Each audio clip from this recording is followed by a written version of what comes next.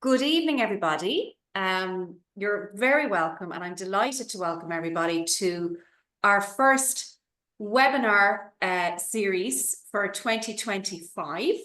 I'm delighted to welcome you to Plan Today, Enjoy Tomorrow, your guide to a stress-free environment. Well, for the most part, stress-free. So look, my name is McElroy, and I work with Irish Pensions and Finance, and I'll get back to a little bit more about me later on. But I'm going to be your compere for this evening. And look, it's great to see, Sarah, so many people registered for the event, a lot of familiar faces. Yeah, we had a lot of interest in this. I think it's our biggest webinar ever, Ellen. We've 800 people registered. So yeah, great to see a few familiar names as well on the list and clients of ours for many years. So yeah, great to see everyone. Yeah, but look, one thing it does tell us, Sarah, that retirements are coming and they're coming fast and thick. Sure. And a lot of interest, and rightly so, folks, because I suppose, you know, our big objective for this evening is to arm you with the information so you can make those key decisions in the run up to retirement. And linking on to that, I suppose the decisions you make today will have a real lasting impact on the type of retirement that you want to see for yourself when you do get to hang up those boots from work. What I'd like to do before we get into the content is just kind of go through a mini agenda with you, you know, who we are, our objectives for this evening, and a little bit of housekeeping, okay? Look, our webinar is going to last around an hour. We're going to aim to keep it within that time. And then what we're going to do is talk to you a little bit about Irish Pensions and Finance, a little bit of a background as to who we are. I want to introduce you to our guest speakers as well, Lynette Moore and Chris Carr, who are going to talk to you about different topics around the webinar. And then we're going to wrap up and we're going to have some questions. Now, take your notes, folks, would be my first bit of advice. We will be sending you a copy of the slide deck after the seminar, but take your notes as we're going through the content.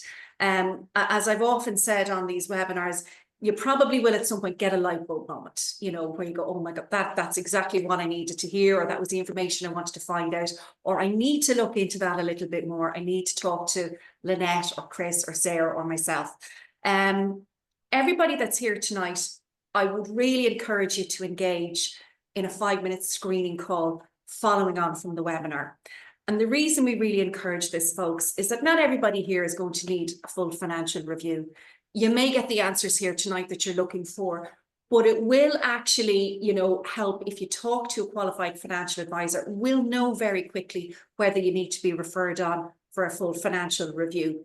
There's a QR code on every single slide that our lovely Sarah has designed for you. So if you do get that light bulb moment, click on that and that will bring you straight through how we can book you in for that 5-minute screening call.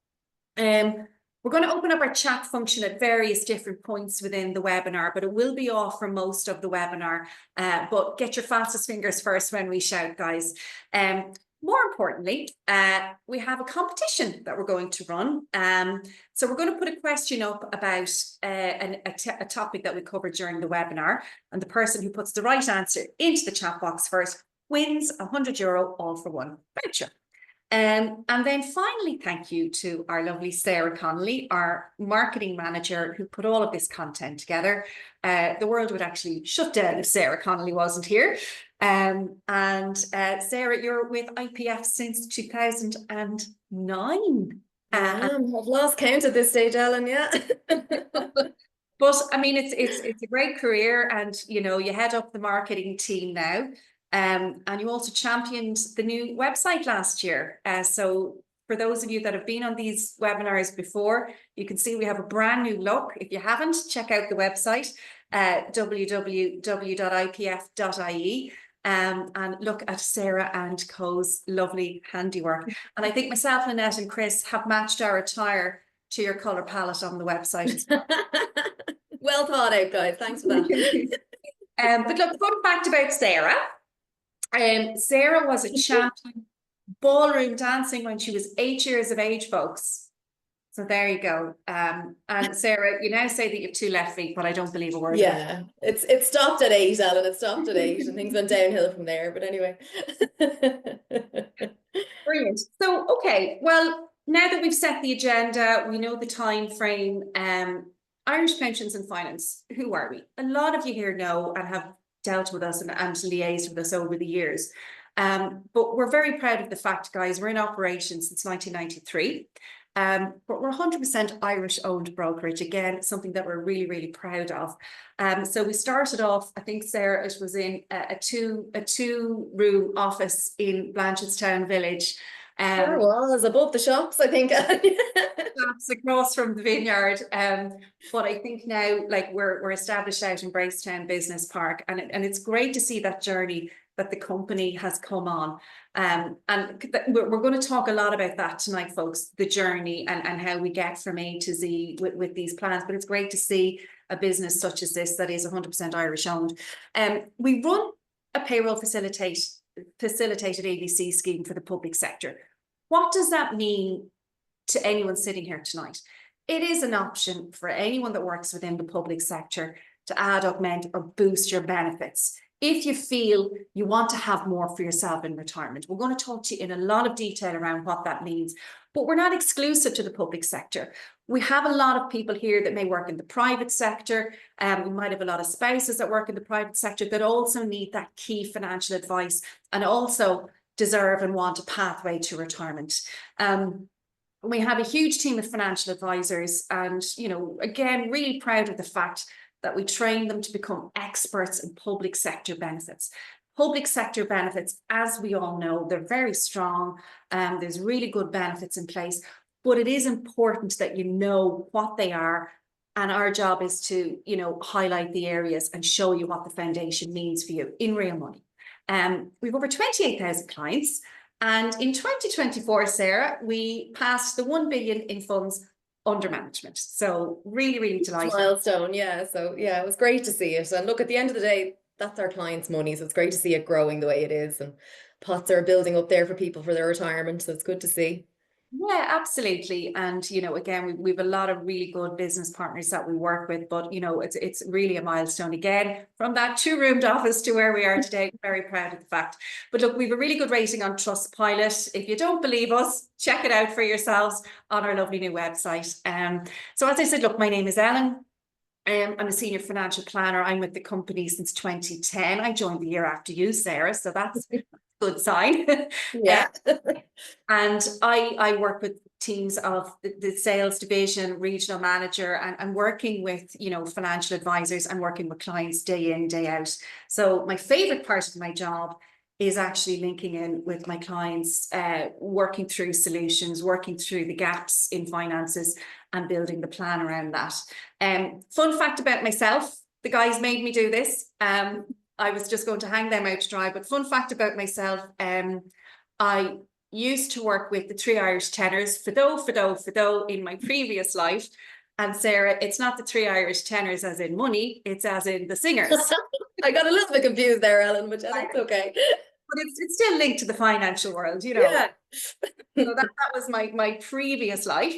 But look, again, I think that it's really important here, folks, that, you know, again, if you have that light bulb moment during the content of the slides, write it down, click on the QR code and come back to us, and hopefully we'll be able to answer your question on a one-to-one basis. Now, without further ado, I want to introduce you to our three key objectives of today. So what benefits will you receive in retirement? So this is your foundation. This is really, really important to get a good understanding. What is it I'm going to have for myself in terms of my income, in terms of my benefits in retirement? And Lynette is going to walk us through all of these key areas and how we can enhance them and how we can grow them. Then we're going to look at, okay, when we get to retirement, what can I do with these benefits? I've built them up, I've worked up my service, I have these benefits I'm going to start drawing down. What can I do with them, and how can I structure them in a way that's going to benefit me the most? And then we're going to have a conversation around what are your own goals for retirement? Every single person here on the webinar tonight is going to have different needs, wants, aspirations, and their own goals for retirement.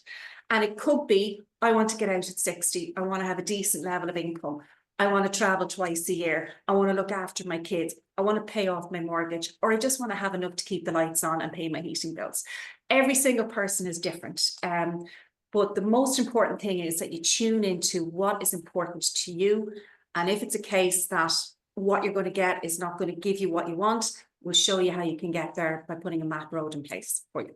Okay, brilliant. So I suppose moving on, there's our lovely QR code that Sarah had devised.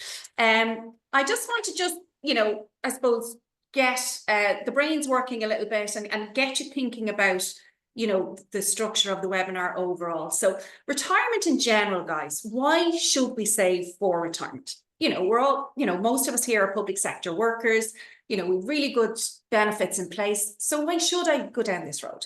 So for every one person retired today, there are 6 working. In 2050, how many people will be working for every one person retired? So the chat function is now open if you want to pop your answers into that. So we have 3, 2, 3, 2, 2, 4, 2, 4, 3, 4, 2.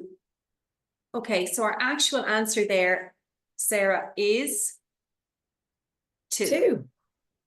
So it's going to be 2 to 1 in 2050. What does that tell us, folks? It tells us that we're an aging population. So every 6 people working is supporting 1 person retiring today. That is going to move to 2 to 1. So what does that mean for the system? It's putting more pressure on the system, and people, I suppose, are going to have to work longer. Life expectancy has greatly increased. How many years do you think the average person is expected to live after they retire? So fastest fingers first. 17, 22, 17, 22, 25. Very good. 22, 22, 17, 22. Okay. So our answer is, of course, 22. 20. So linking into point A, we're living longer, but there's going to be less people supporting our retirement. What does that mean in the grand scheme of things? This is food for thought to get you thinking, folks. Okay, so we move on to our next slide.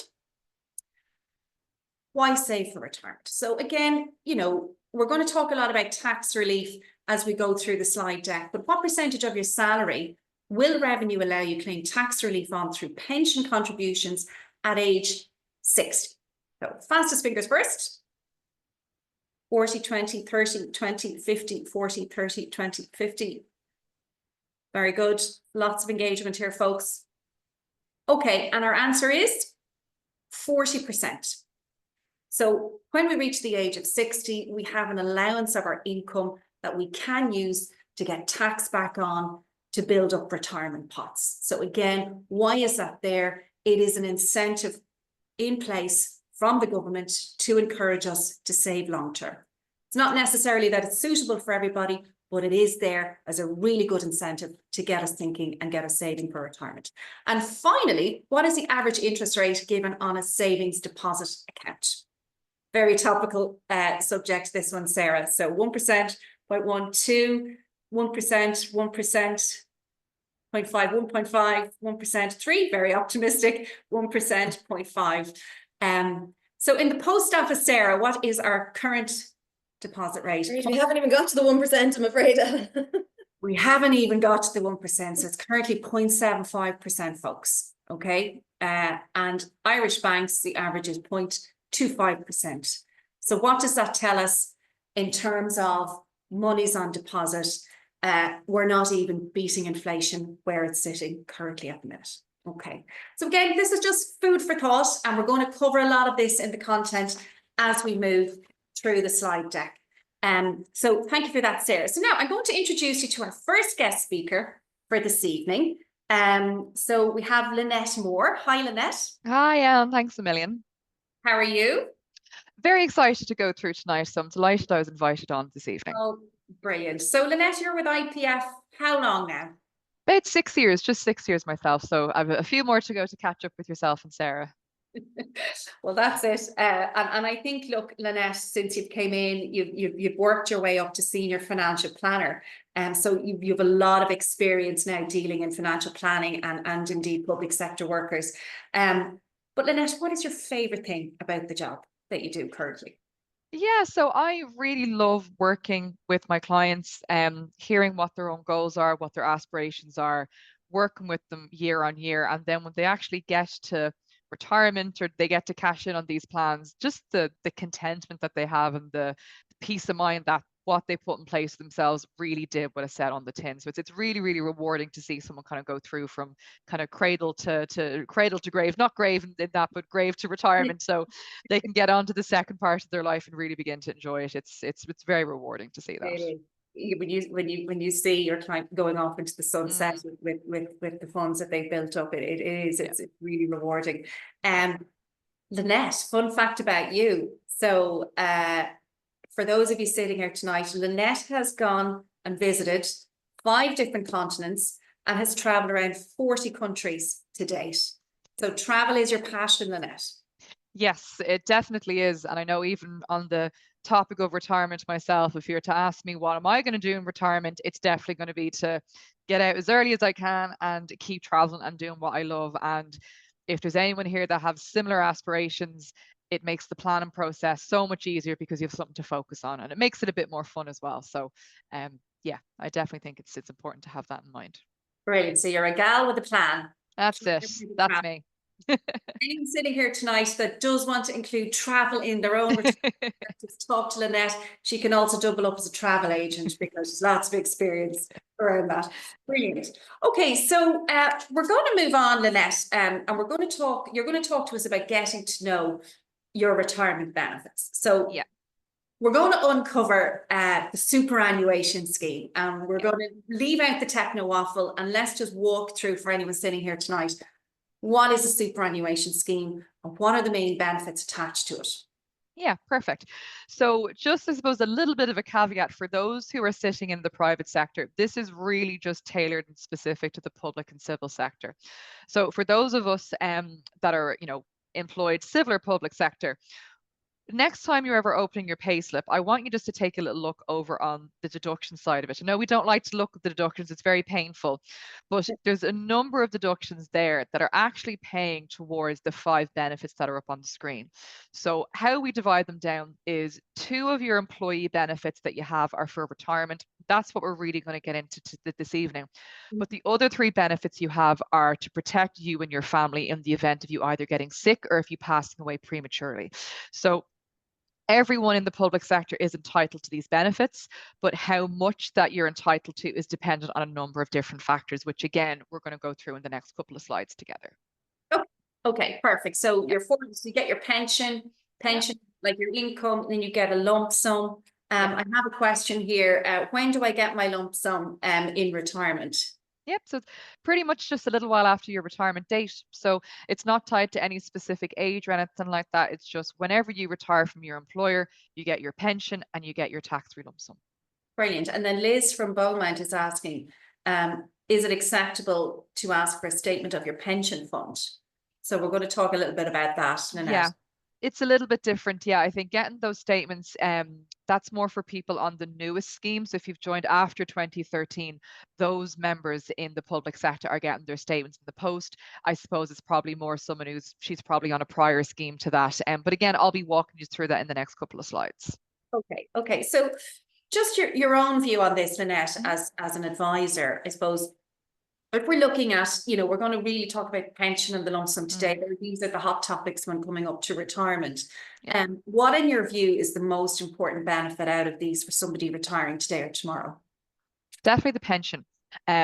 The first one that everyone tends to gravitate towards is the tax-free lump sum. It's a lovely windfall of cash, and everyone can't wait to get their hands on it to begin spending it. But your pension basically is replacing your salary. That's going to keep the lights on, keep the food on the table, keep you obviously tipping over for as long as possible. So that's really, I suppose, where myself and also Chris are going to be really honing in on this evening.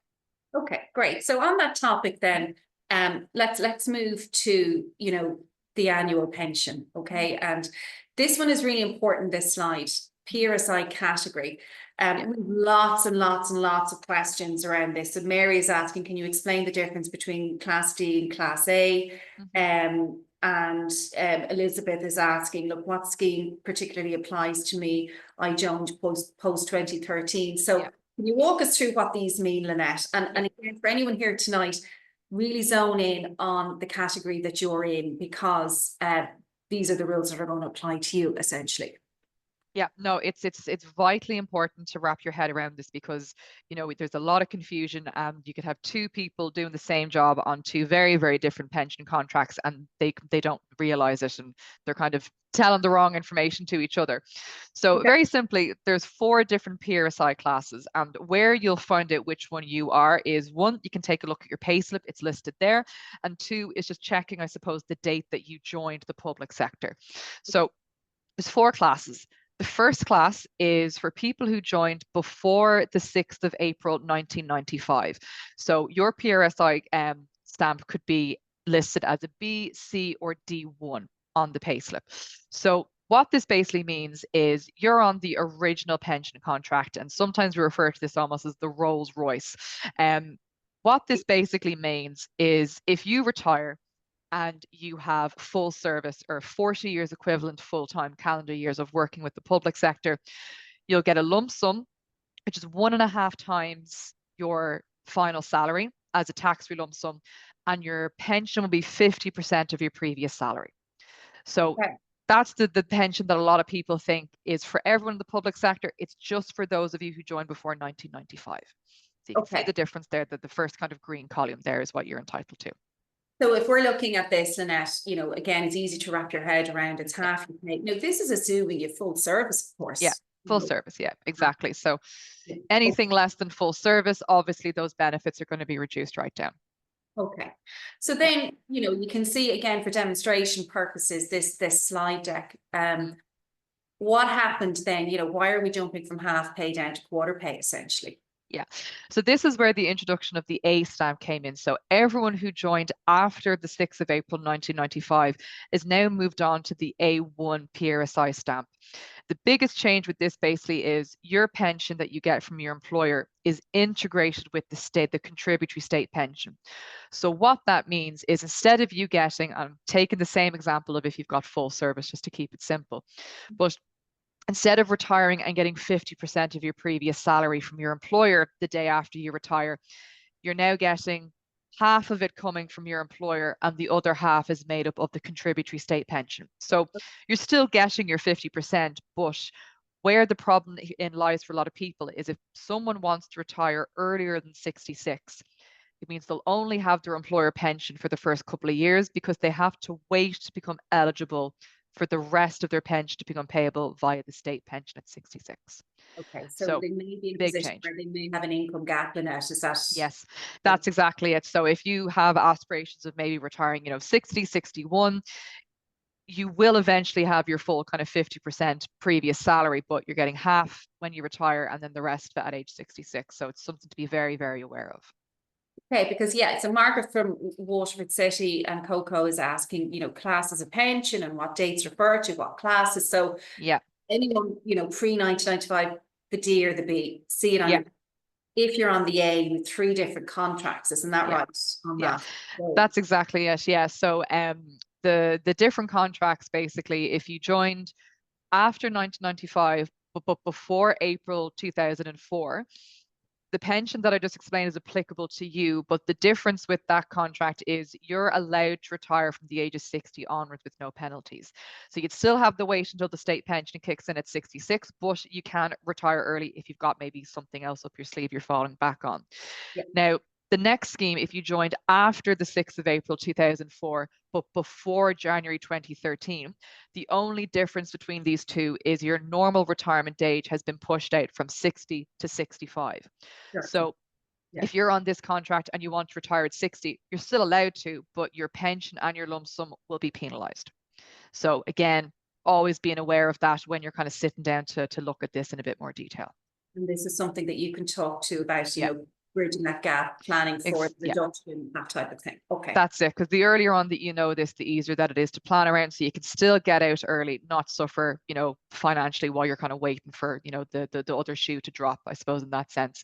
And then the very last scheme is the newest one. So anyone who joined after the 1st of January 2013. So there might not be too many people here that are on this scheme. It is becoming more and more common. I know myself and Chris were talking about this previously. There's more people coming up to retirement on the newer schemes. And I'll explain that in just a little bit more detail in a couple of slides because it's slightly different again. Okay, so if we move on to the next slide, the annual pension, I mean, why in your view is that going in that direction? Why is it trending downwards? It's basically what you touched on earlier. So we're going to have an aging population. We're going to have less of a workforce to kind of support the pension structure. So what the government basically have to do is start reducing the pensions further and further because it's not sustainable. So the onus is now more on the individual to start looking after themselves for retirement instead of the government stepping in to fill more of that themselves. Okay. So again, tuning into what applies to anyone sitting here tonight, what RSI rate you're on and what rules apply to you, really, really important. Okay, great. So let's move on to the lump sum. So we hear lots of talk about the tax-free lump sum. It is the nice side of retirement. You know, you're gifted this lump sum, probably for most of us, is the biggest lump sum we would get in our lifetime. But what does this slide deck mean to anyone sitting here tonight? Yeah, so it's just again to give you a bit of an idea as to, you know, what you can expect for yourself. You can apply the same logic to your own salary. So the example we have here is if you had a salary of 50,000 and at retirement you had your full service, again, your 40 years of service. So if you joined before 2013, the lump sum you could expect to have with full service on that salary is about 75,000 euros. Lovely windfall of cash, completely tax-free. And the 37,500 is just to show you the impact of if you maybe didn't have full service. So that's to show you if you had half service, aka 20 years. And typically when we see that is maybe if you've, you know, joined service late, you know, did shorter working years, everything like that. But that's just to show you the difference and the power, I suppose, that finding out and knowing how much service that you have. The other lump sum that we have there is the post 2013. So, and this is the one I want to explain a little bit differently. So for anyone here that's joined after 2013, the rules as to how your pension is calculated, your lump sum is calculated, changed. So they're taking your service and then the salary, your career average salary instead of your final one, which is typically your highest salary during your career. And what that means is that you're walking out with not only a smaller pension than your counterparts, but also a smaller tax-free lump sum under no fault of your own. It's just a change to how they're structuring the pension calculations. So again, knowing this early on, walking into this with your eyes open is just it's invaluable, really, in my opinion. Okay, so moving on from the lump sum then, 2013 scheme, you mentioned. Yeah, that's it, yeah. So that's all of your careers averaged out throughout your working life. Normal retirement age is now linked with state pension, which is currently what age, Lynette? 66. So it's the main thing to note from this is, look, if the state pension age gets pushed out further, guess what? Your retirement is being pushed out further. Now, you're still allowed to retire earlier than what your contract says, but again, your lump sum and your pension will be penalized. So again, just the more you know, the better off that you are. Okay, so if we look at that, then we have a good understanding now of the different schemes, the pension, the lump sum. Now, moving on to the other benefits attached then. So Debbie is asking, look, she's worried about her loved ones if she passes away prematurely, and how can she future-proof herself? And then David from the HSC is asking around inheritance tax and what are the pitfalls. So let's deal with Debbie's question first. You know, what happens? Yeah. So as I mentioned on one of the first slides, is there is a number of protections there that you have as an employee through through whoever you're working with at the minute. When it comes to deciding what you do or don't need, it's really going to be dependent on the individual. So if you're someone that maybe you've got the only pension for the household, your spouse maybe didn't work or, you know, didn't have an income, if you still have maybe financially dependent family members, that could be kids, it could be elderly relatives, you could have medically dependent children, those would be, I suppose, needing to continue with additional cover into, say, your retirement, especially if you maybe still have debts, still have loans, mortgages, everything like that. On the other side as well, as much as it's important to have cover in place, we also want to make sure that you don't have more cover than what is actually needed. So it's bad to be undercovered as overcovered. So what we would typically do on the run up to retirement is we're looking at what your needs are, both as an individual and then as a household, and who needs to be protected, and what policies do you have in place with your employer and then maybe privately. And if there is a need to keep cover in place, that's the job, I suppose, of your advisor, is to be looking at what options do you have on the market, when makes sense to take these policies out, and also working within your budget. So it's really a part of what we call the glide path, which Chris is going to go into much more detail later on. Crucial part, needed for some, but not for absolutely everyone.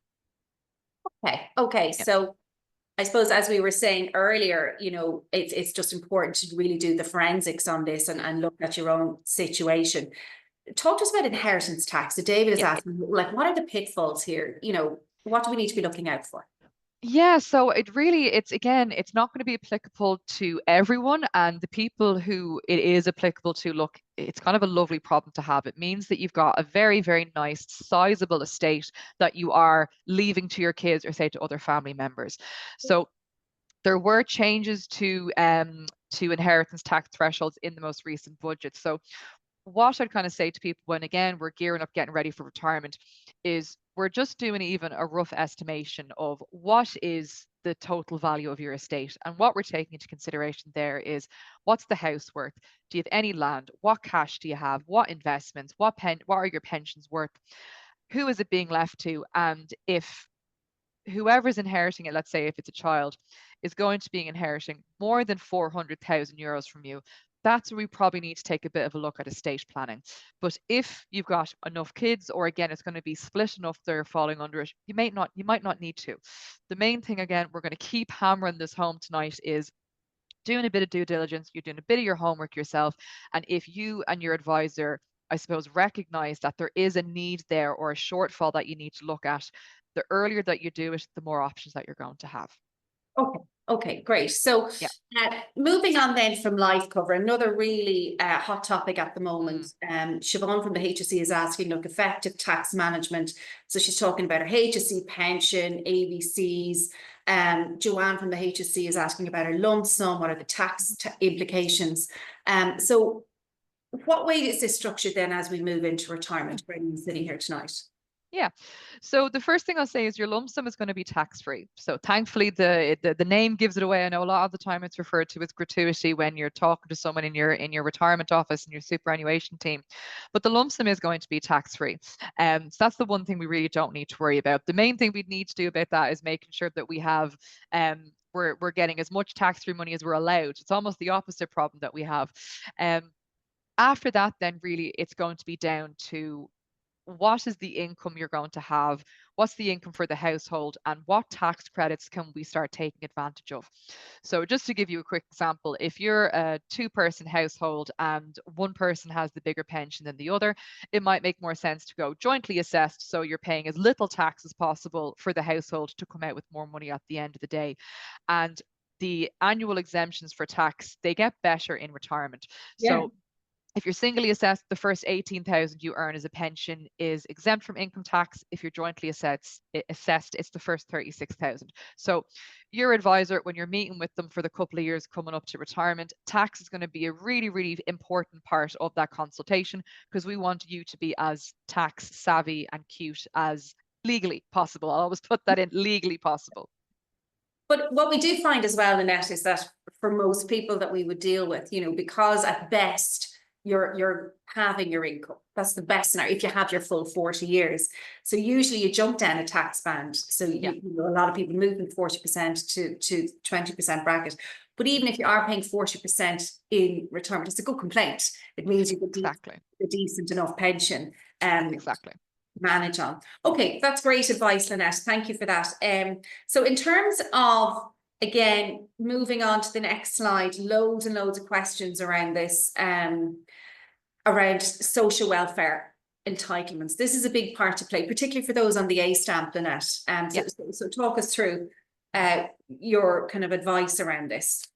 Yeah, so I think, look, we don't know half of what we're entitled to, and I'm sure the government would like to keep it that way, so we don't all kind of hop on this. But the best thing to do is just really use the Department of Social Welfare website. Go on to your citizens information, revenue, and the revenue.ie website is absolutely brilliant for listing what you're entitled to. Just check and see what you're entitled to and start claiming for it, because you've paid enough tax in your lifetime, enough tax throughout your career, and it's about time that you get something back off of it as well. That's my general motto in life. And look, everyone would be entitled to different things. It really depends on your own personal circumstances. But again, you can't ever be too early looking at what you're entitled to, so you're as prepared as possible for when you do pull the trigger and you retire from work then.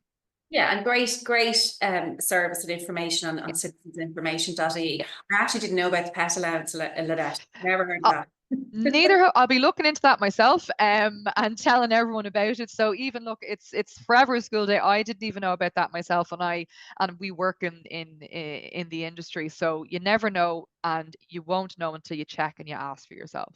You never know. Rover might get a good allowance in retirement. Exactly.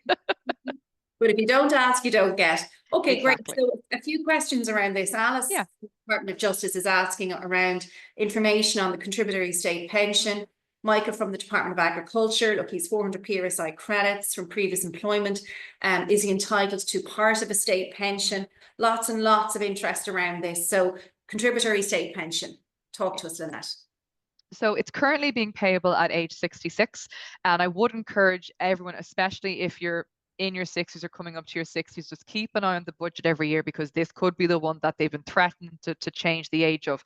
But how it's working at the minute is you're entitled to the state pension of 66, and how much of that pension you're entitled to is based on how many PRSI stamps you've paid throughout your career.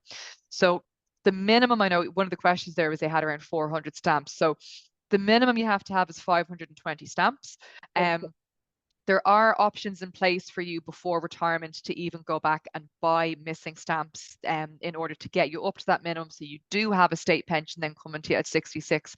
But again, what you're able to do is you can go on to the Department of Social Welfare.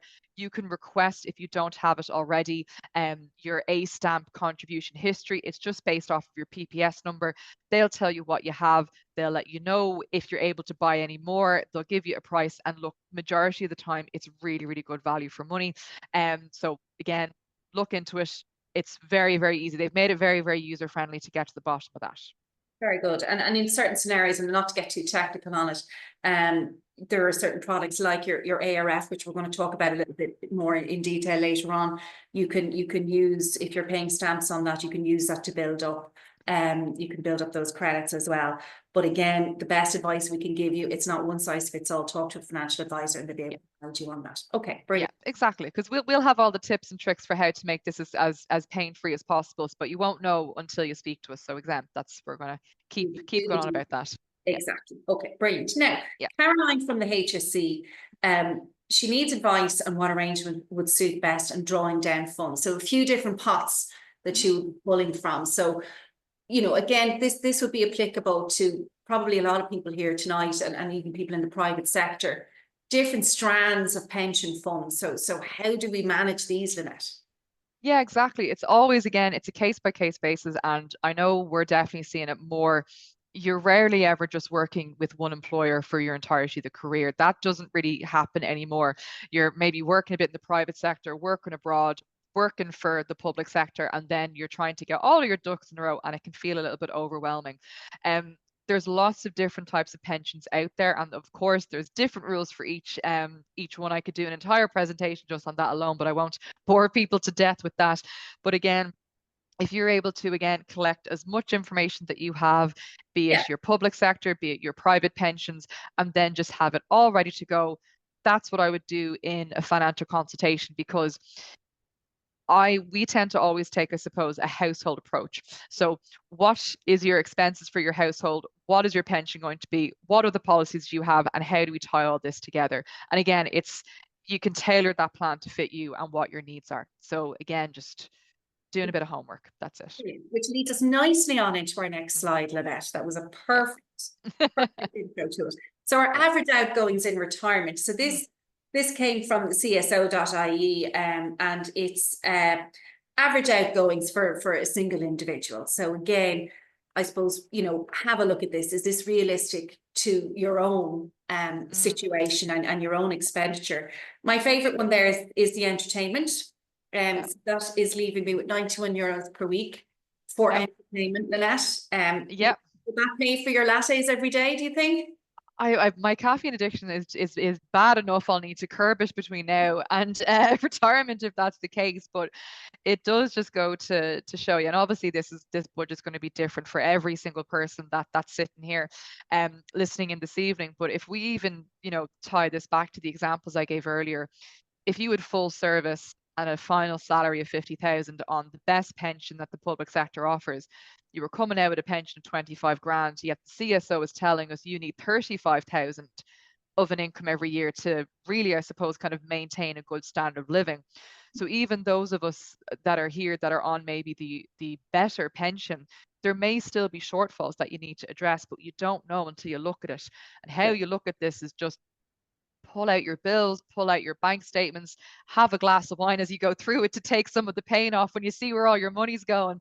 But this is even, a budget that we send to every single one of our clients that we're working with on the 5 years leading up to retirement, not even the 1 year, to really get people prepped and primed to see where is their money being spent, what is it, where will their pension need to be focused on, and then to make sure if their pension isn't enough, that we've enough time then to come up with your plan B then.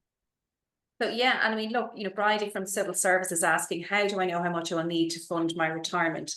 Yeah. Greta is asking from Revenue, I need advice around planning day-to-day expenses. So again, it's all kind of following the same thought line, but budgeting is important. Just briefly talk us through this, Lynette. Yeah, so you're writing down, as I said, your big ticket things. So there's always going to be set ones: your food, your heating and electric, your car, your insurances, and any taxes that you're owed as well. So just tallying them up for what that cost is, and then even just go back and take a look at your bank statements. Everything's online these days, so it's a lot more accessible than it has ever been. And just track and take an average of what is being spent out of your account every single month. You can probably, not include any loans or mortgages. The general idea is to kind of retire debt free, or as close to being debt free as possible. And whatever your average spending is month to month, that's what you need your pension to cover. And if your pension isn't going to be as much as what your outgoings are, you'll have a really good place to start with how to make up that shortfall, which is what Chris is going to go through.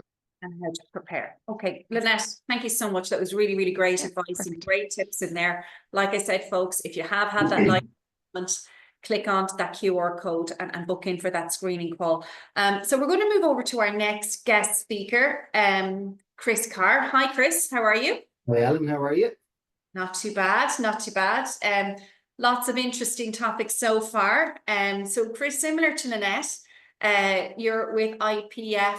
I believe you had your 10-year anniversary last week. Yeah, just gone, Helen. Yeah, thank you very much. So, still enjoying the job as much as the day I started.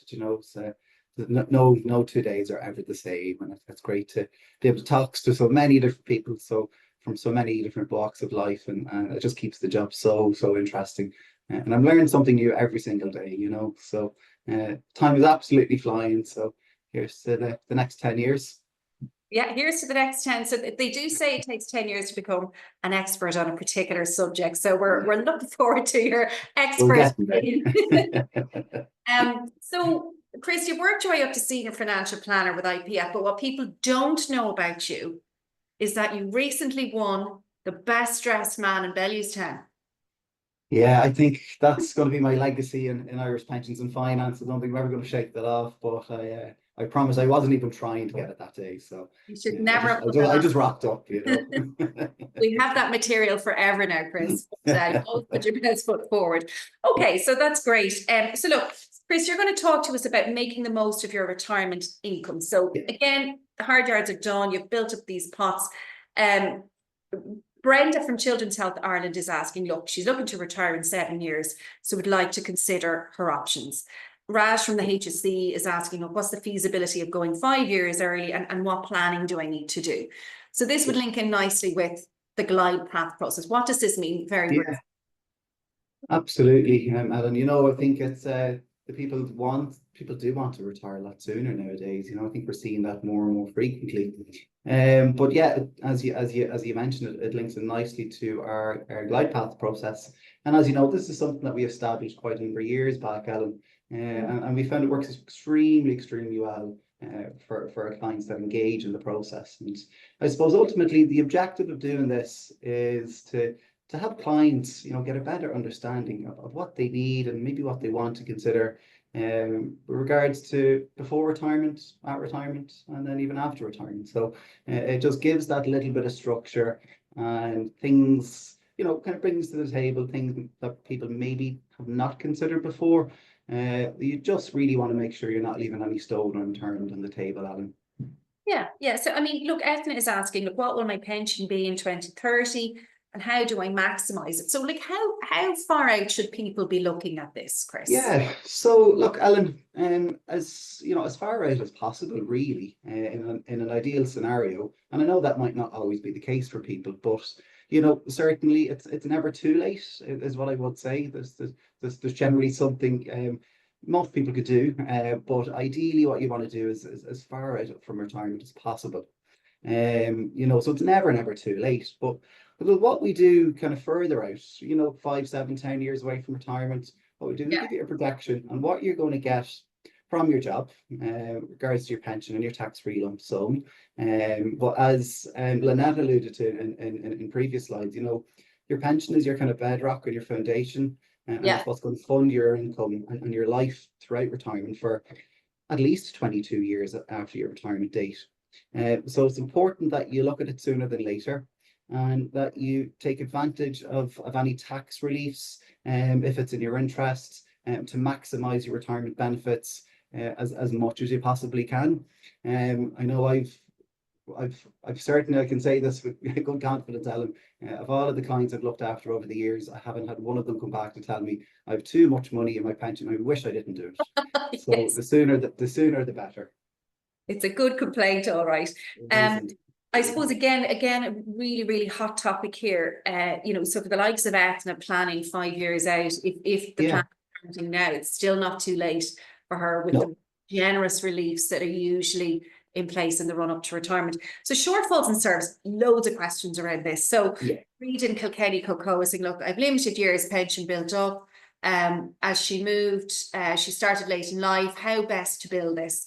Marie from CSO is looking at scenarios for different years of retirement, so a couple of different options. So, Patrick is asking, how possible is it to retire early? So shortfalls are something we talk to clients day in, day out about, and a lot of these are self-explanatory, but can you just highlight one or two of these for us, again, to give us a flavour? Of course, Ellen. Yeah. So look, what I would say is if that's applicable to you, don't worry, you're not alone. Most people won't have their full 40 years of service. And I suppose that's kind of where our expertise is going to come into play and show you how you can kind of recoup any of those shortfalls. And again, sooner you look at that, the better. But typically, what we would see is the most frequent reasons why people have a shortfall in services.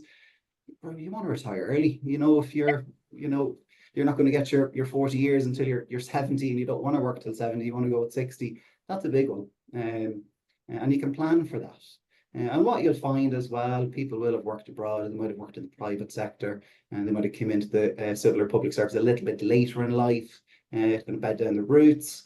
Big one, job sharing, reduced hours, taking career breaks. So if you're not paying your full rate of pension, that's not going to accumulate your full service along the way. And a big one as well and I know it's probably most applicable for those in the health sector field, non-pensionable employment is a massive one. I recently had a consultation with a medical scientist, and the basic salary for the medical scientist was 55,000, 60,000, but with their overtime on call, their actual income, gross earnings were 95 to 100,000. So a significant difference with their overtime. But this individual thought that her gross earnings were all going to be contributing towards their pension, but in actual fact, it was the basic salary. So it's just something that can catch people out if they don't look at it, So very, very important for anybody with non-pension employment to look at this too. And as we know, Chris, even though all that level of overtime, it's like double the salary, the tax man's still taking his bet, Absolutely. And what I would always encourage anybody, if it makes sense, if it's in your interest, if you have the affordability, utilize the overtime is non-pensionable because it can be factored in to maximize your tax-free lump sum, build up an additional pot to fund your income in retirement too. So it can be very, very lucrative to take advantage of those reliefs there. Great. So moving on then. Okay, so let's imagine we've established Joe Bloggs has a shortfall, or indeed, even if he doesn't have a shortfall, he just wants more income available in retirement, which is also, what are his options? Yeah, and you made a good point there, Ellen. You know, I think back in the day, like having your 40 years, you know, half your salary is a pension, half your pension is half your salary is a pension, was sufficient for a lot of people. We're finding nowadays, you know, the way things are in cost of living, you know, people are always looking for that little bit more. But you know, options. First thing you can do, and I suppose this would be largely applicable to a specific cohort of occupations, the likes of your nurses. We would see that's been really applicable to, and that's where you can purchase back your training years, or temporary years as well for some occupations. So, for example, if you have a nurse and you know they do the placement at a college and they may be non-pensionable at that time, what they can do is go back and buy those years at the rate they were on, you know, back 20-30 years ago.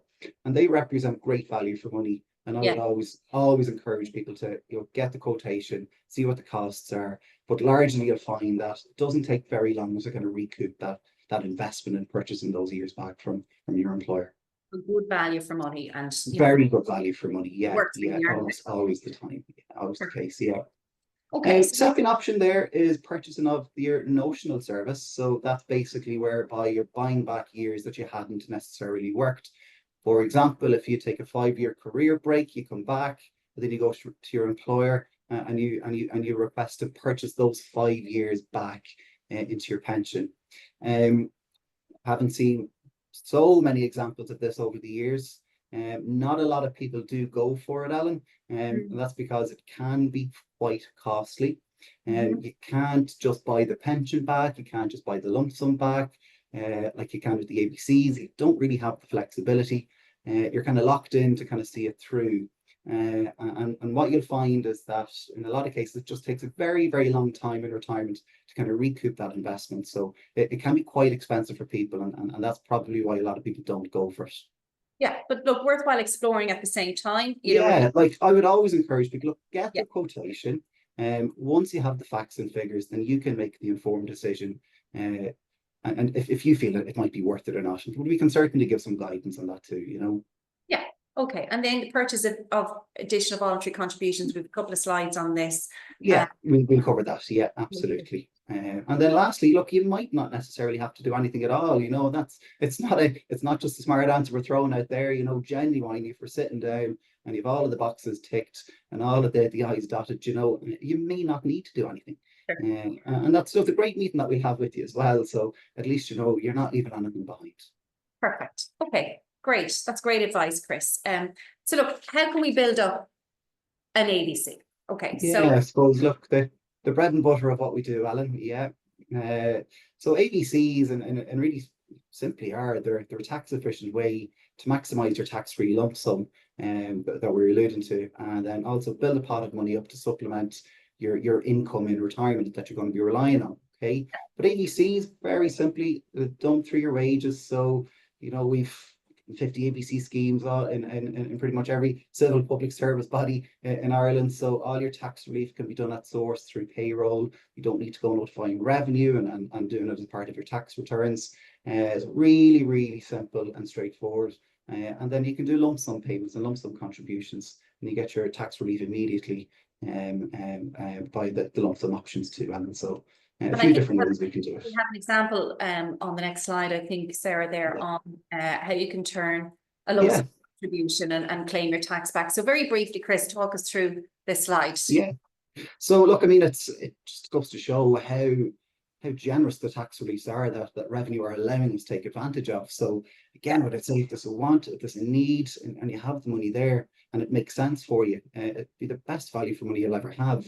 But very simply, if you have 20,000 euros and you do a lump sum of 20,000 euros into your ABC, what you will do then is get a tax rebate back from revenue of 8,000 euros. So it's cost you 12,000 euros. So, I mean, it's just fantastic value. And it's something that I would always encourage anyone to look at and explore to see if it's going to be something that would be in your interest. And to use that example, let's say, for example, Joe Bloggs has a gap in his tax-free lump Yeah. sum of the 20. Yeah.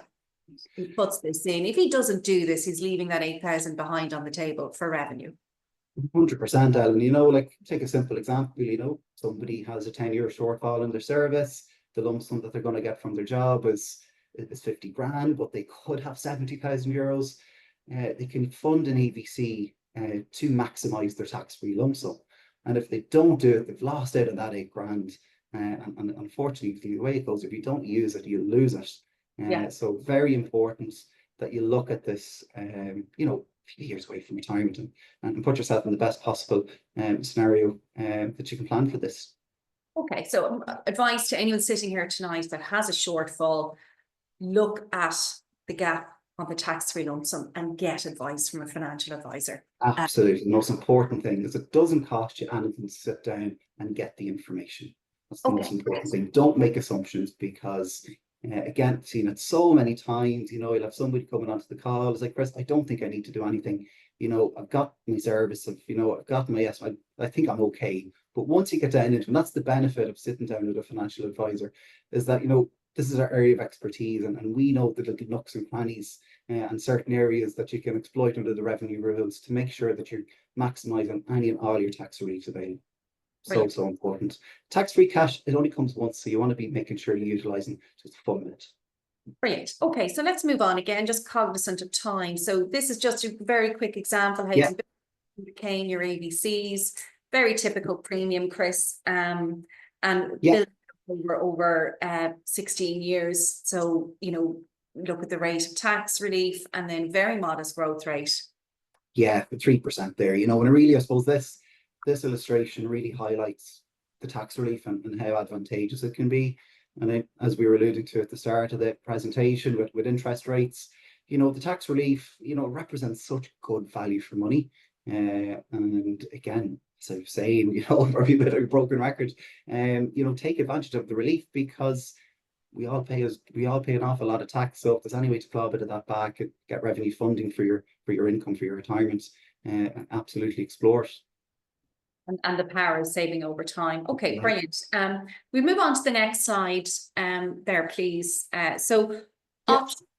Alan is asking from the Office of the Attorney General how to minimise tax implications for his lump sum, but then the options with the balance, you know, are ABCs taxed? John is asking how do you draw them down efficiently?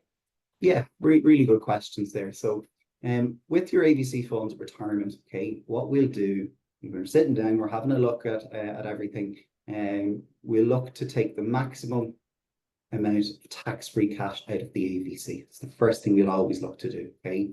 And the options with the balance, okay, 3 options, Alan. You can purchase an annuity, which is basically a pension for life that's paid from a life company. You can move the ABC funds across to an A or F, as it's abbreviated, or an improved retirement fund. And that will allow you draw an income down as per you feel necessary. Now, you have flexibility how you draw your income. So, you know, you have the ability to take, you know, just enough to keep you under threshold so you can minimize your tax when you're drawing the income down. And that's something we'll, of course, go through, you know, pre, at and post retirement. And then lastly, you know, if something unfortunate arises and you need access to all of the funds, you can take it as a taxable cash option. All of the marginal rate, you know, ideally try not to do it, but if you do need to do it, it is an option. Or, you know, if somebody has maybe a small balance left over, it might be the best option just to take it as a taxable lump sum. Okay, so I mean, we're going to put a bit of a focus for the next couple of slides around the ARF, because that is probably by far our most popular product for clients retiring. But this is just a brief slide to compare ARF versus the annuity. So, you know, the reinvestment, drawing down, use it as you need it, versus the set income paid for as long as you live, i.e. a top-up pension. What are clients telling you are the, you know, the pros of the ARF, I suppose, versus the annuity? Well, look, I have a particular client. She retired from one of the hospitals quite a number of years ago, but she has named her approved retirement fund her her Canary Islands fund. So that's what she purposely uses her income from the ARF. She tries not to touch the lump sum so much, and the ARF kind of funds her travels every year. She goes off on 3 or 4 holidays to the Canaries, so she loves it for that. But look, what I would say, depending on your own circumstances, and this is what we'll do as part of the process at retirement, is look, okay, where you're at now, what income do you have? What do you need? Is the ARF better? Is the annuity better? And largely what I will find is that most people do kind of gravitate towards the ARF option because of flexibility. Alan, you can control the level of income that you take from it. With the annuity, as you're locked in at a rate, and you're kind of fixed at that income as well. With the ARF, we'll see in a slide to come, you can continue to invest and you continue to get dirt-free growth, and that compounding impact is so important over the long term in retirement. Yeah, I think we have a slide on the kind of Yeah, project. yes, absolutely. We touched on that, but it can form part of inheritance to the family, so the money doesn't die with you. With the annuity, it does, unless you have a guarantee period built in. But if you do that, then your annuity rate gets considerably less as well. If somebody's short on their A stamps for their state pension, it can potentially help fund for that. Look, with any investment or ARF, there is an investment risk, but what I would find is, look, once you're kind of keeping an eye on these things and you're engaging and reviewing them, most people, if they engage in the process, largely that shouldn't be too much of a problem. Now with the annuity, there's no investment risk, so if that's something that is important to you, the annuity might make sense. But what we'll do is we'll go through the pros and cons for each. Whatever you feel is more important, then that's certainly where you can point in the right direction. But what I would say is, with the ARF and annuity rates at the minute, they're not very good. So you have to live quite a number of years in retirement to kind of recoup, your original sum that you invested. With the ARF, who's to say in 5-10 years' time the annuity rates get considerably better? You can use the monies in your ARF to purchase an annuity later on down the line. So again, it just gives you that flexibility. Yeah. Okay, great. So we'll move on, Chris. Again, sorry now to be rushing you Yeah, on. I know. No problem. We'll fly through it. So yeah, I'll get through these points pretty quickly, Alan. But yeah, look, your ARF, or your approved retirement fund, is a flexible arrangement that allows you to remain invested in funds after retirement, and you withdraw your money, in an efficient way, and take it out as and when you need. The investment growth tax-free, which is absolutely great. Withdrawals are taxed as income, okay? And you must, and the final point here, Alan, quite important to note this as well. Deemed withdrawals. What is deemed withdrawals? It basically means is that it's the income you must take out of your ARF each tax year. So, for example, if you have 100,000 in your ARF, 4%, that would mean you'd have to withdraw an income of €4,000 at 4%.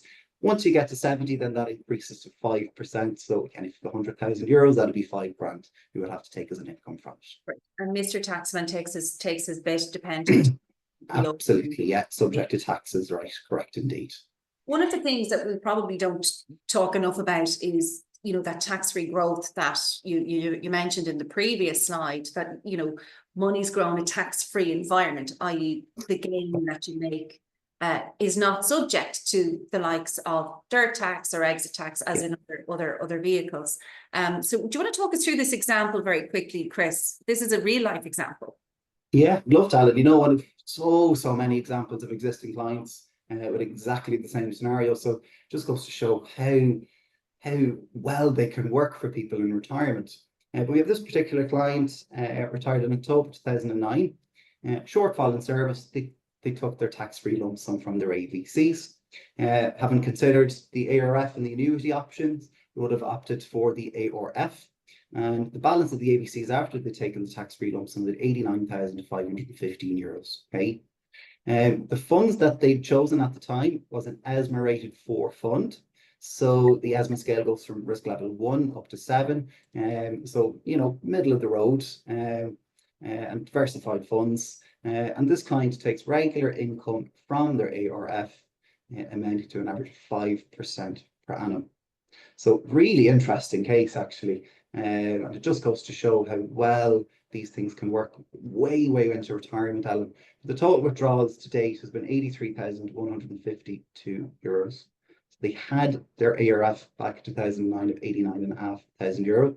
The total withdrawals have been 83,152, and the current value in 2025 is €101,567. And again, with modest growth and a medium risk fund of 6.65% per annum. So what does this show us, Alan? That the fund is almost, it is replenishing itself. So what you're drawing out, it's it's funding that back. And as well, kind of offsetting the little bit of tax that you're going to pay on the withdrawals too. So this client is potentially in a scenario where, that's going to be legacy for the children in years to come too, Yeah. So it's kind of washing its own face, if you like. Yeah. And the power of time, I suppose, as well, Chris, that's invested for those 15 years, and that tax-free growth, the compound effect, it's huge. But it is feeding back into what we said earlier, that long-term plan. Yeah, absolutely. It's all about the long-term planning. Absolutely, indeed, Alan. And the longer you leave these things in place, the better off they're going to be, Okay, great. So that's brilliant. That's great advice, Chris. So we're going to turn our attention to another asset type. So we've spoken about income sources, but we've done the hard yards. So you may have savings on deposit, you may have inherited some money, and then the gratuity that we will all come into when we get to retirement. Kevin from the HSC is asking, look, I want my money to grow, but I don't want to take risk. So the conundrum. Yeah. Yeah, look, I suppose with investments, there's always an element of risk, Alan, of course, but you'll see there the little piggies over the years have been getting smaller and smaller. So deposit rates, it's not going to be news to anybody here.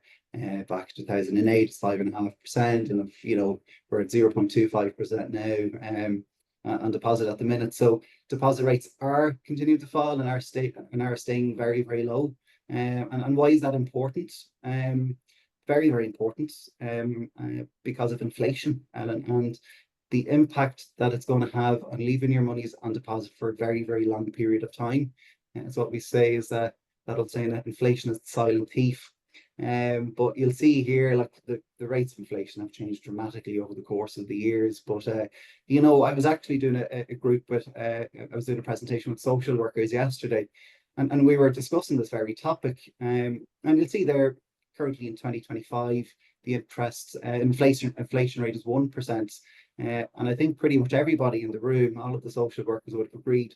Well, it certainly doesn't feel like 1% to me. And if I look at my own health insurance renewal that came in December, it's significantly more than it's ever been before. Getting your groceries, my electricity bill a couple of weeks ago, the highest they've ever been. And the cost of doing your weekly shop and getting your coffee. So it's really, really important, and it's just a bit of food for thought. That inflation is always going to be there, and kind of how do you kind of plan ahead for it, and keep ahead of the curve really. But if you have a look in this slide here, Alan, it's just shows and identifies the impact of inflation. And absolutely everybody will need liquid cash accessible on demand on deposit. We're not saying that you don't. You take everything off deposit, of course, everything will have a place. So we're talking about what don't you need for kind of 5-10 years and onwards, okay? But on this example, if we take the 2% inflation rate, if you have €50,000 sitting on deposit right now today, in 10 years at a 2% inflation rate, 41,000 is what that would have as the future purchasing power, because inflation will have eroded at that over that duration. And again, the longer that is the case, if you look there 15 years out from now, that 50,000 would have future purchasing power of €37,000. So back to the question originally, Alan, is sometimes not doing nothing can be one of the riskier things you can make for the longer term. It's that basket of goods that you buy today. What will it be in 15 years if we don't do anything in terms? And we're assuming lots here, Chris. We're assuming interest rates stay as they are. But again, it is worthwhile exploring the options on that. So moving on to the next slide, and just leading into an event that we have got coming up, Chris, investment seminar. So if this is something, folks, that has given you that light bulb moment, Tuesday, the 11th of March, we have our CEO, Claire Hanrahan, who will be chairing the seminar, and then we have guest speakers, James Forbes from Goodbody Investments, who's always a very popular choice each year, and Jack Stevens, one of our senior financial advisors, to talk you through the world of investment. So, you know, again, Chris, you know, you've mentioned it there. If you're looking to dip your toe into this investment world, how much do you have available? What time frame? What are your primary objectives? Do you need income from it? And what access, if any, will you need? And then you can have a look and see, you know, what is happening out there in the current climate in terms of investment. To register, if you just email webinar@ipf.ie and we can pick that up and get you registered for it. And so another date for the diary, folks, in our series of webinars. Chris, thank you so much for all that insightful information and for your engagement. I'm going to fly through these, guys. You probably have dinner on the cooker there at the minute, so I am going to fly through these next slides. Really, this is just, I suppose, to talk you through what you need to be thinking about in terms of your own objectives for retirement. So I suppose this slide always reminds me of where I am now with my 3 children and me flying my little plane towards retirement. And my luggage is packed full of mortgages and creche fees and school fees and the cost of raising kids, and the kids fighting in the back of the plane as well. And hopefully along the way, the kids will take the hint and parachute off the plane and my luggage gets a little bit lighter. But I still want the basics and I still want a few nice things in my suitcase for retirement. So this for me reflects, look, what kind of journey do I want in the run up to retirement? You know, do I want a smooth journey that, you know, there's very little turbulence along the way and I land exactly where I want to be when I get to retirement? Or do I have that more wavy line where it's an uncertain journey, there's a lot of bumps along the way and I land way off my target? So again, just food for thought, folks. This next slide represents a recent survey done by the Retirement Planning Council of Ireland in conjunction with Standard Life. And it represents, look, what does a good retirement look like to you? We're going to open up the chat function. So just pop your answers in there, folks. In your view, what does a good retirement look like to you?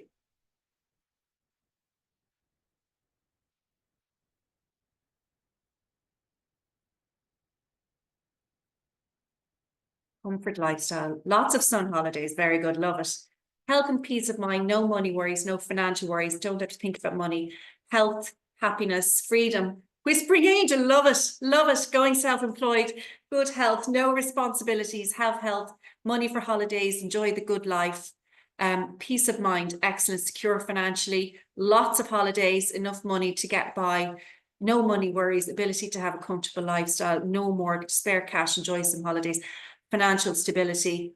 Can you withdraw an ABC before retirement? The answer is no, but we'll get to that in a minute. Able to pay bills, able to have holidays and security. So excellent answers, folks. There's a lot of similar trains of thought there. So these were our top 5 answers. So financial comfort, doing the things we want to do. So like that, a lot of you mentioned holidays, you know, being able to enjoy life. Financial security, covering the essentials. So the essentials would be keeping the lights on, pay your electricity bills, your home insurance, car insurance, your day-to-day expenditures. So making sure we don't have those worries that we're worried about not being able to cover the bills. The next one on our slide deck then is looking after the family financially. So, you know, who do we want to look after? Our children, our grandchildren? Do I want to have the ability to make sure we pass down some of that wealth that we've accrued over a lifetime? Spending time enjoying hobbies. So again, what is my sense of purpose when I retire? What do I want to spend my time doing? Do I want to go to college, play golf? You know, what is it I'd like to see? And having an overall strong sense of purpose. We find this is a big one because as we find clients retiring, a lot of their identity is tied up with their occupation. So again, it's to carry that through to retirement and really have a think about what it is I'd like to stand for in retirement as well. What will I need to fund for if we move on to the next slide? So again, what's important to me? So this all has to be built around your retirement plan because all of these plans will need the finances to back it up. So, you know, family, do I have property I need to clear off? What is my pension fund going to be? My health is a huge one. Travel is always high on the agenda. Education, do I still have children to put through college, and do I still want to explore some educational possibilities for myself? Or will I have a second career? I see lots of clients that finish up and then they go off to work in a different field, or they work part-time. So what is my own plan for myself? Very briefly, 6 bits of advice. If we move on to the next slide. Plan. What will you need it, and when? So I suppose, what is my plan? What am I hoping to achieve? Write down a couple of different objectives. We've lots of objectives there. I want to travel. I want to have enough money. I want to look after the kids. I want to have my health. What is my objective for retirement? And how do I plan that? Then we gather, like, what are the pensions assets that are already in place? Let's look at the foundation, then do the assessment. So what can you do now, between now and retirement, when I get to retirement? And then we use the bucket analogy. So the buckets are my short-term buckets, my medium-term buckets would be 1 to 5 years, and my longer-term needs, my 10 years plus. And then review. So look after your buckets annually. Things change all the time. They evolve. Things come at us in life that we don't expect. Opportunities come along that we don't expect. And then our legacy. Who would you like to look after in retirement? And God forbid, when we pass away, who do I want that wealth to be handed down to? And are they going to be looked after? So there are 6 bits of advice to wrap up the evening. If we move on to our next slide, there's our lovely Saj, who's one of our financial advisors. So we have a retirement help desk that this runs all year round, folks, 5 days a week. There's our number there. So even when you do get to retirement, lots of queries are coming in about how am I going to be taxed on my ADC, my ARF, my investment funds. Can I switch to a more risky fund, less risky fund? And what are the options with other savings, gratuities, etc. Inheritance tax, we see this coming up time and time again. A lot of people are concerned with the thresholds in the country, the way they are. They're still quite low. What are the options around that? Does it trigger a liability? But again, all of this feeds into the overall plan, folks. So to make sure you have your own individual plan for yourselves, and then build a solution around it. Okay, fun part. So we did say we would be opening up the chat function around our competition. If we want to move to the next slide, guys. So our question: what was Ireland's rate of inflation in the year 1981? Answers in the chat box, go. See a lot of correct answers there, Sarah.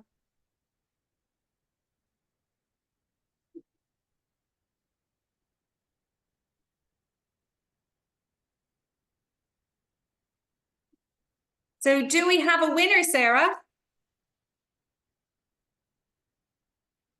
Excellent. So folks, our answer, of course, is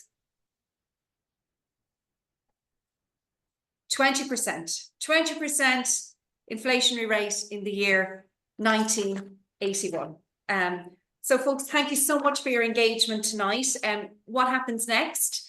Again, all of those light bulbs, I hope, were going off during the presentation. If you want to book in a glide path meeting with an advisor, scan the code. A lot of you have registered. Oh, Sarah, you were on mute there, so we don't know who was our winner. Oh, sorry, Ellen. It was Helen O'Connell. Congratulations, Helen. Well done, Helen. Congratulations. I'll get your voucher out to you, Helen. Congratulations. Thank you, Kevin, for letting us know that. But yeah, if you do want to engage with an advisor, scan on the QR code. I really want to thank Chris, Lynette, Sarah, and Amy is in the background there as well from the marketing team. Expert advice and input. And I want to thank you all for engaging tonight. And also as well for coming along and looking at your own options. If anyone's coming up to retirement, I wish you a long and happy retirement. If anyone's planning for retirement, I wish you a long and happy planning procedure. And thank you very much for joining us tonight, and we will be in touch over the next coming weeks. Okay, have a good evening, folks. Thanks again.